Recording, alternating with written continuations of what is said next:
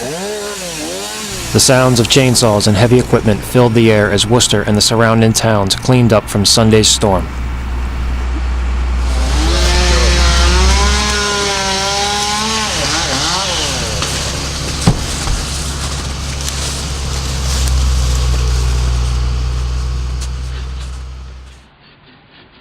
Started since yesterday morning at 7 o'clock.